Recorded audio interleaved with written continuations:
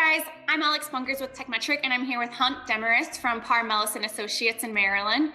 So this is our second video in the Accounting Tekmetric series. So definitely loop back, check out our video from a few weeks ago if you haven't before on accrual-based accounting. But this time we're going to be covering the importance of making sure the parts you enter on repair orders are also associated with purchase orders. Hey Hunt, how are you doing today? Pretty good, pretty good. Awesome, good. Well, thanks for taking the time to meet with us. This is a very important topic, a question we get all the time of, in Tekmetric, we have this ability to put in manual parts, and why should a shop go the extra step in putting in a purchase order associated with that manual order? Yeah, and so this is something that we see a lot, right? I mean, really, parts maintenance, parts management, making sure that you have a good grasp on it is something that the good shops do very well, right? They know where everything is, they know what their inventory is, they know what their leakage is, and it allows them to have kind of a set thing. No matter what part's coming in, no matter what vendor's coming in, this is the process and procedure that we need to do it.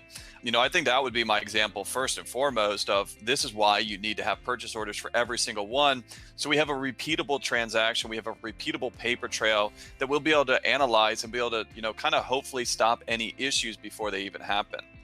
But I think that the biggest thing that why we like to see these purchase orders, and I've actually been able to use this a couple of times, if we do have a disconnect between Tekmetric and QuickBooks. What happens if Tekmetric is saying that we're making 50% parts margin and QuickBooks is showing 30%? We kind of touched on this when we did the video the other week there about why it's important to make sure that we're on the same method of accounting so that these things jive. But what happens if they don't? We know that the timing is right. We've figured out that aspect of it, but for some reason we are paying more for parts than we think that we are. And so one of the things that QuickBooks allows us to do is it allows us to go through that parts purchase account and we can sort that by vendor. And that's usually the biggest thing that I do. And so I was working with a client. He thought he was making about 50% parts margin.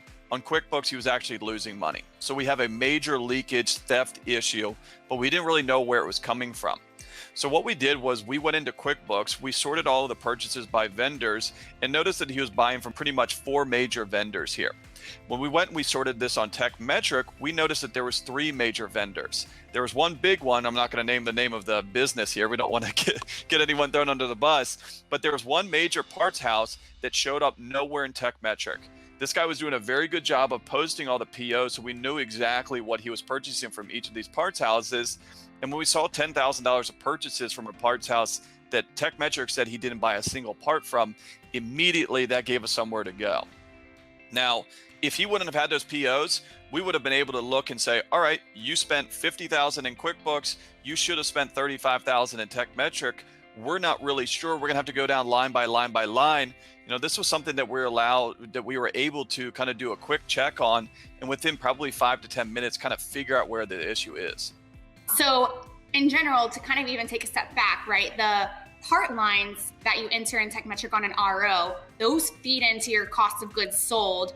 And then the purchase orders that you associate with that feeds into accounts payable. So they kind of go different directions. However, they do have a relationship, correct? Correct. Yeah, and so one of the big things that we see about that as well is if we're not tracking our accounts payable correctly, we don't know if the bills that we're paying are for stuff that's already in the car.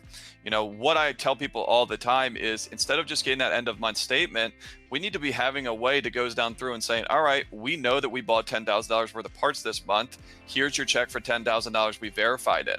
If we're doing these processes and procedures correctly, there's no real way to have that disconnect, because if it's not on a PO, if it's not on a ticket, it's not getting paid, and we'll be able to see that when it happens. If we're just manually putting the stuff in there, if we're just stroking a check for whatever the parts vendor sends us at the end of the month, maybe we have an issue, maybe we don't.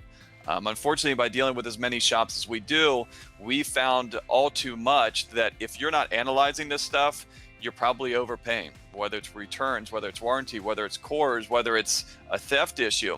If you're not looking into this, it usually takes a pretty major difference for it to slap you in the face and say, hey, something's just not right here.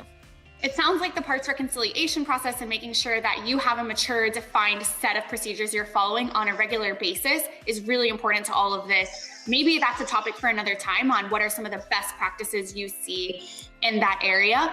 Any other thoughts on parts reconciliation and how you can enter purchase and invoices to make that whole accounting process work better together? Yeah, I mean, I think the biggest thing on this is probably, just as we go back what we talked about with financials, is we're trying to reduce the variables here. So we're trying to reduce the variables in the financials, we're trying to reduce variables in adjustments, and we're also trying to reduce variables in our procedures. Anytime that you guys do something differently, or maybe you have one search supervisor does it this way, another one does it that way, it opens us up to issues. It doesn't allow us to analyze it properly. And so we want to have a set process and procedure on how stuff goes in, how stuff gets posted, how stuff gets analyzed, and how stuff gets approved. The shops that I see that have these strong procedures and follow them every single time very rarely have an issue, because it's impossible to go away from that, right? It's impossible to kind of screw that up because they've already have that kind of locked so down. Definitely sounds like having these processes and procedures in place clearly defined is kind of the foundation for all of this going smoothly. So if you're ready to learn more on how to do this in Tekmetric, definitely reach out to our customer success team. Also, you can reach out to Hunt and the team at Paar, Melis and Associates if you want to learn more from the accounting side. Thanks, everyone. Thanks for watching. Please do not forget to give this video a thumbs up and to share it with the rest of your team. Also, please subscribe to our YouTube channel if you would like to see more helpful videos for auto repair shops. Have a wonderful day.